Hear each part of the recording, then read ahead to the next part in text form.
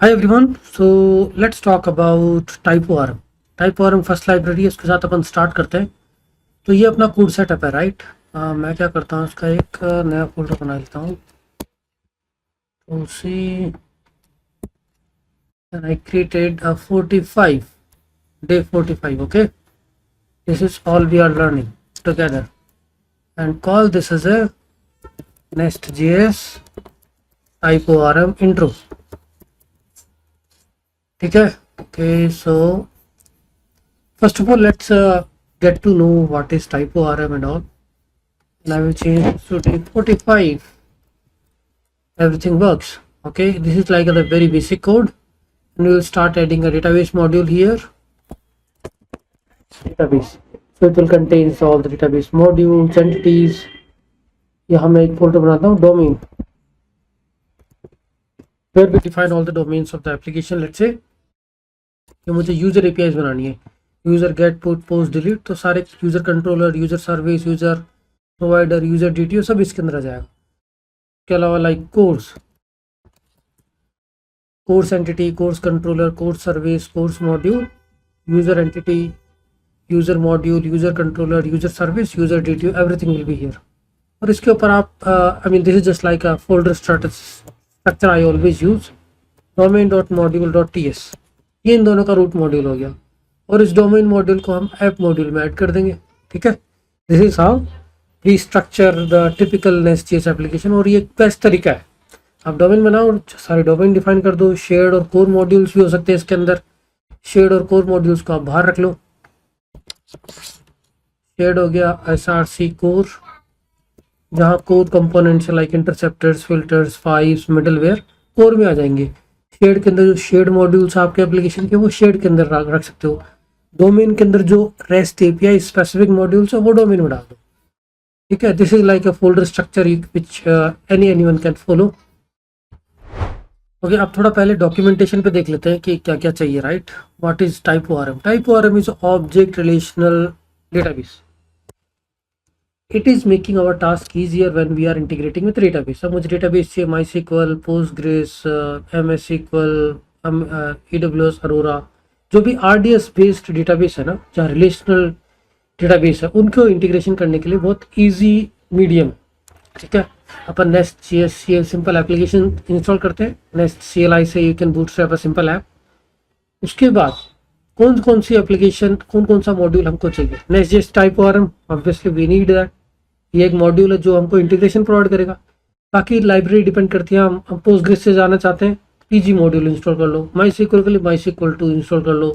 SQLite के लिए SQLite use कर लो। ठीक है, बाकी these 2 modules are common, NestJS TypeORM and TypeORM. ये तो चाहिए ही मॉड्यूल। और हम टाइपोआरएम 3.x यूज करेंगे।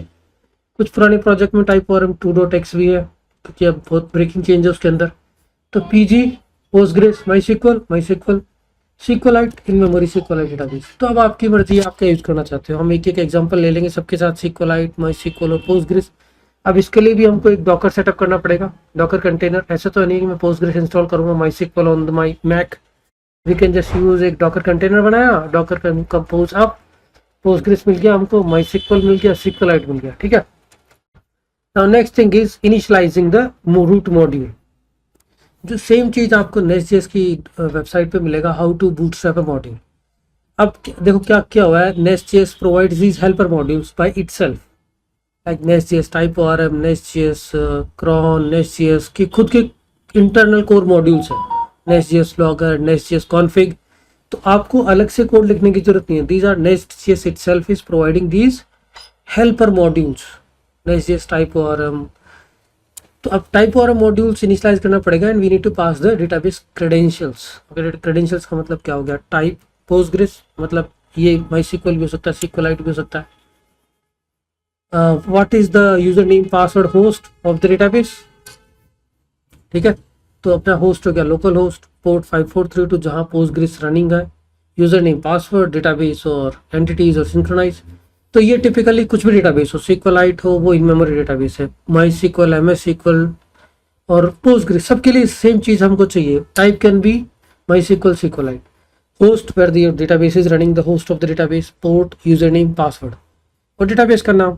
ये सारी चीज चाहिए to connect to any database. Entities where we are going to put, ये एंटिटीज क्या है, क्लासेज है, ES6 क्लासेज जो कि टेबल को रिप्रेजेंट करेगी।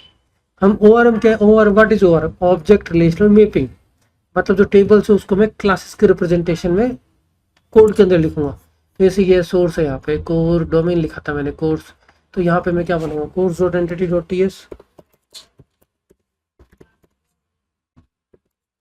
ठीक है। यहाँ पे user dot entity dot TS,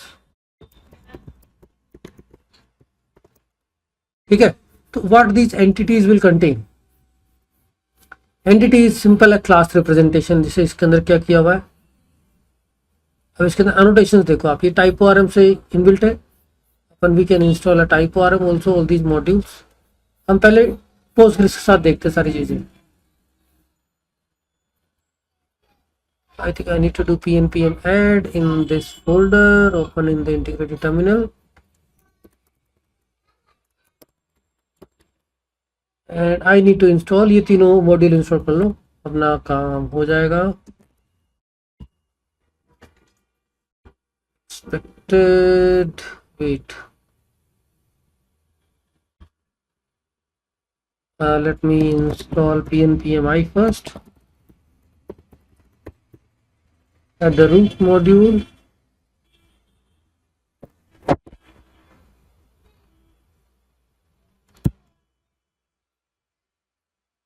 Okay, it will take some time. So we created a new folder, right? So we need to do pnpm install at the root, then we'll come to this subdirectory, इस folder के अंदर day 45, and then we will add these dependencies. So here we are installing all the required modules for the day 45. It is done, right? ठीक है, हमारा required dependencies we have added, which is Next.js type ORM and PZ module. Next.js type ORM, PZ and type ORM. Next.js type ORM we are using 4.3, that is the latest version, so we are good. Now next thing is, first is initialize the module. तो root module में आप जाओ, type ORM module dot for root लिख दो, I can copy this thing only.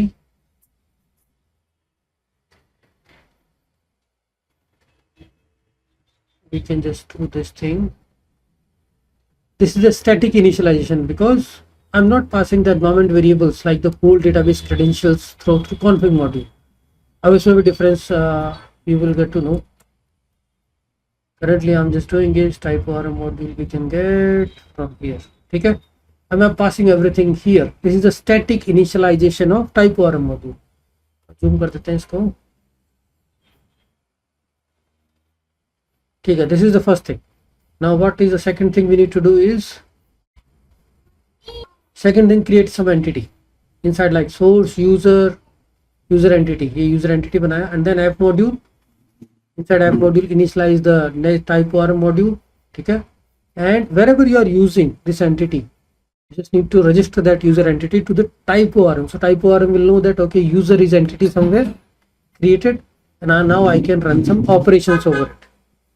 So same thing we are doing, we are initializing the type ORM module, then registering the user entity. ये अपनी user entity है simple, इसके अंदर क्या है, ID एक प्राइमरी कॉलम है, नेम, ईमेल और column. This type ORM is using these annotations to create columns. Now rest all the things are simple. Why? Because now we are not doing any rocket science, we are doing very simple things. We'll create a user service. अब user service में हमने inject किया repository user. हर किसी ORM का एक mechanism है to provide a repository instance. So inject repository will give us instance of user. तो अब user repository के against आप dot create, dot update, dot find, dot update, dot remove, dot delete, all the operations. You see in this service what I did is inject repository user. अब user repository का instance मुझे मिल गया. I can just do user repository dot create, dot update, dot find, dot delete. Simple. अब इसको आप controller से connect कर दो। सिंपल कंट्रोलर में सर्विस इंजेक्ट की मैंने, और सर्विस के लिए जब body HTTP request body this dot user service dot create, this dot user service dot find, this dot user service dot find one, कोई मतलब simple controller service, controller will talk to service has a type ORM repository. So in this whole flow we are able to talk to the database. This is how we need a controller, we need a service, we need a repository, type ORM repository or database or type ORM entity. these 3-4 things to build a end-to-end CRUD operation with the database. अब database मिल गया हमारे पास, type ORM, Postgres, controller बना दिया with REST API, get put post delete. Controller call करेगा service के methods को. सर्विस के मेथड्स क्या कर रहे हैं? Indirectly they are using type ORM repository to create, update, delete, basic things है, right. Now I just did a setup. Okay, अब इसमें मैंने क्या किया है, user controller, user entity, user module, user service. ठीक है. So I moved the type ORM connection to the user module. User module type ORM module.4 root और type ORM module.4 feature. I mean आप connection को आप root पे भी रख सकते हो. I mean there is no harm. What I can do is app module के अंदर, root module के अंदर I can keep this connection thing. और जो child module है, user module, here you need to register the entity so that this ये जो user module है वो user repository को access कर पाएगा. रूट लेवल पे आपने ऐप मॉड्यूल को रजिस्टर कर दिया, दैट इज फाइन. अब child modules like user module, course module, any module, there you need to register that particular entity so that you can access user repository in the service. अब ये user services के अंदर हम user repository access कर पा रहे हैं. Why? Because in this module I have registered the user entity. You can try this and see if it works. At root module I have type ORM connection. You can see it works. Type ORM module initialise हो गया. And at child modules, sub module like user module, we can register. Like let's say if I remove this, what happens? I mean currently we are getting database error. That is fine because we don't have database up. You can see we got an error, right? User repository is provider is part of current user module. We don't know, right? Now it become part of user module. Similarly course module में आप type ORM module.4 feature course add करोगे.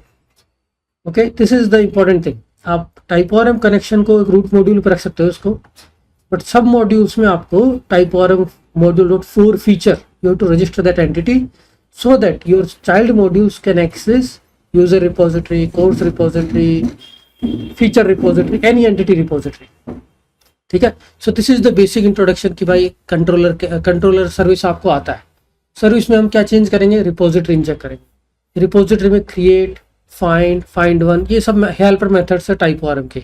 We are not writing SQL तो लिख नहीं रहे हम, we are just using the utility methods. ठीक है. ये एंटिटी है सिंपल, कंट्रोलर, सर्विस, और ये एक फोल्डर स्ट्रक्चर है सिंपल. यूजर मॉड्यूल को एक्सपोर्ट किया, डोमेन मॉड्यूल इंपोर्ट कर रहा है यूजर मॉड्यूल को, app module directly domain module को यूज कर रहा है. When we have complex apps तो एक folder structure is the right way of doing things. ठीक है. तो अब नेक्स्ट वीडियो से हम ऐसा करते हैं, डेटाबेस सेटअप करते हैं with the container and we just write a simple CRUD operation first with SQLite then Postgres.